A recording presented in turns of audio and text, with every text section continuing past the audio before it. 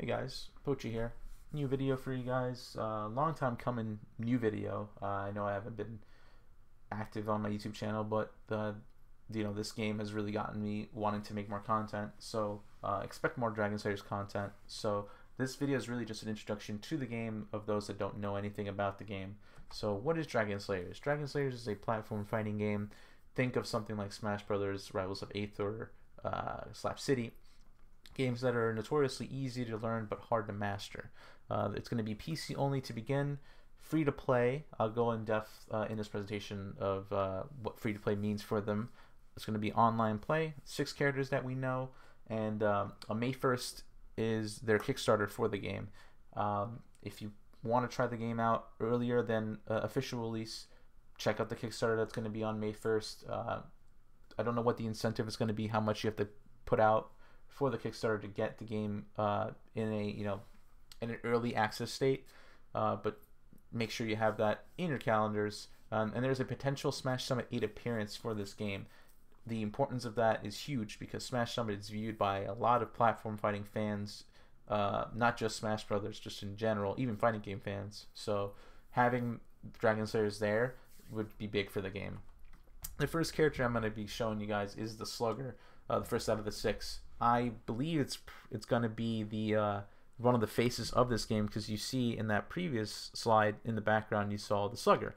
The Slugger is emphasized on movements, so think of Melee Fox. You can win a match just by dash dancing around, so having a character like that in this game is going to be really cool to see. One of the special abilities that we know for the Slugger is the baseball. The Slugger is a baseball player, and he has a bat called Mr. Bat. And what he does is he, summons the baseball from his pocket probably, and he throws it up and hits it. Now, you can either hit your opponents or you can actually hit yourself. So if, let's say, you're recovering and you can't make it, you can do the baseball special move, hit the stage, and hit yourself. And depending on where you hit it, you can either kill yourself or you can hit yourself towards the direction of the stage. So this opens up recovery options. It's shown as a glass cannon archetype, so the Slugger is going to be coming at you with all kinds of hitboxes, all kinds of aggression. But if you're not safe, you're probably going to die after one combo. Characters, for example, both space animals, Fox and Falco in Smash Brothers Melee, fit this archetype.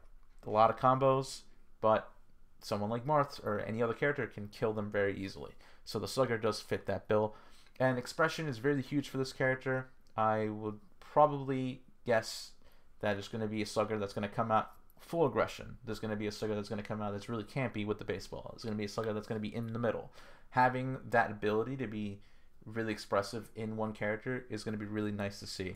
The next character on this list is called the Boxer. Now, the Boxer is really, really emphasized on speed. They actually say it twice on the bio that her speed is ridiculous. So I put there that it's probably going to be the fastest character in the game, which fits like the trope of another boxer in another fighting game, in another Smash game, Little Mac in 4 and Ultimate, really fast character, and is a boxer.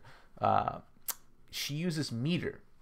Now, she doesn't use meter like Little Mac does. She uses meter like a fighting game, like Street Fighter or Guilty Gear. She uses meter to cancel her attacks.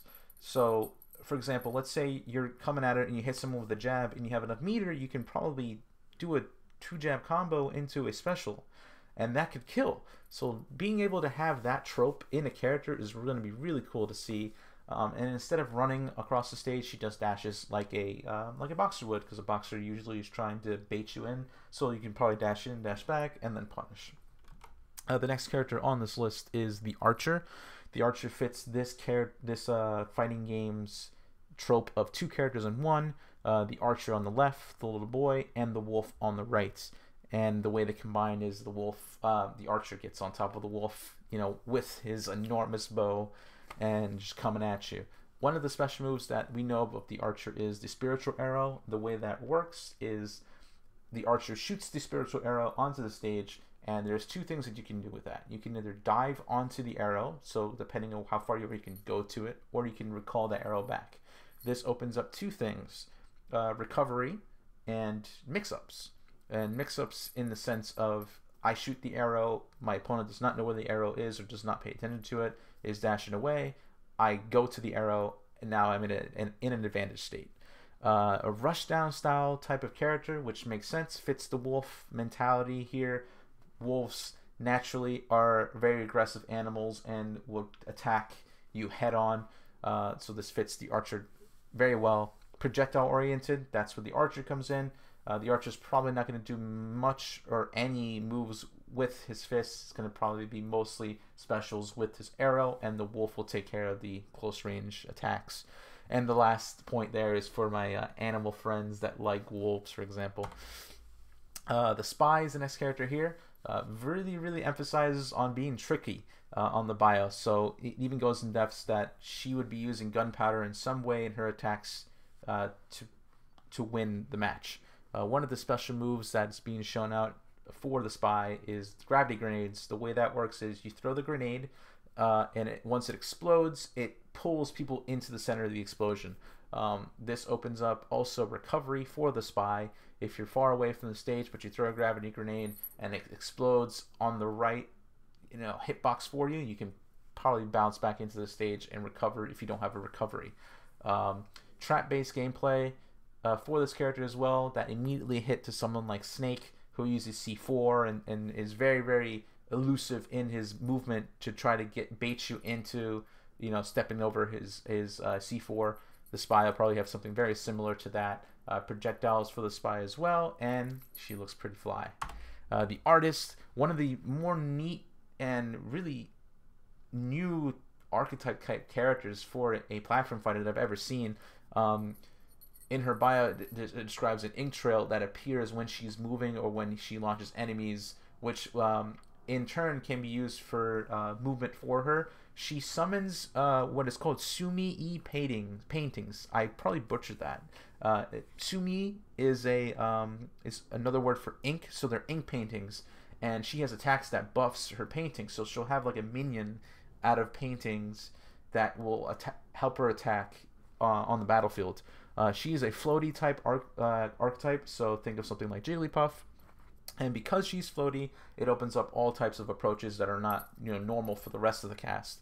Even though she's floaty, and even though she is probably gonna be zoning you out with her paintings, she's not gonna be as campy as you think. They really emphasize that you can zone, but that's not the only thing she can do. So the first really good artist player is gonna be really neat to see. The last character here, of course, is the dragon. The dragon is the main villain, the main boss character. I put M. Bison from Street Fighter II Championship Edition on there because when Street Fighter II did come out, it didn't have Bison. People wanted to play the boss characters. Some people want to play the bad guys. And having that in this game off the bat, always cool to see. Massive attacks, of course. Big dragon. You're probably going to see big fists coming at you. A heavyweight. So the combo game is going to be different for the rest. Unlike the Slugger, who is the glass cannon, probably a fast faller, you have the dragon, which maybe you're going to hit one up air instead of two up airs on the dragon. Unique playstyle because he's a heavy. Doesn't really go in depth on how he moves yet, and of course he looks super badass in that photo. He looks badass in that other photo from the background in the beginning of this presentation. And here's a little. Just what we know about the gameplay so far. There's going to be dash dancing, so you don't have to worry about something like Ultimate, where it kind of has dash dancing. No, this won't have dash dancing right off the bat. Wave dashing, but not wave dashing like in Melee. You're going to have wave dashing. They describe something like Rivals. So, wave dashing is not going to be something that's limited to people. I can't do it. In Rivals, if you've never played the game before, it's very easy to do a wave dash. It's going to be easy to do in this game as well. Unique ledge mechanics. There are going to be ledges in this game, so that's confirmed. Rivals doesn't have ledges, but this game will have ledges. And one of the unique things about the ledge in this game is you can grab the ledge forward or back. So you don't have to be facing the correct way to grab the ledge. However, if you grab the ledge from behind, you don't get ledge invincibility. Now, if a very smart player would notice, okay, the archer is not facing the right way, I'm going to run and down tilt so then I can hit them immediately. This also makes it a little bit easier for recovery, which is something that you know, everybody would be happy for. You don't have to actually be facing forward. It doesn't have to be so strict for recovery, but you do get into that disadvantage if you grab it from behind. There will be shields in this game. The way they call shields in this game is called focus. So because there's focus, there's going to be grabs in this game.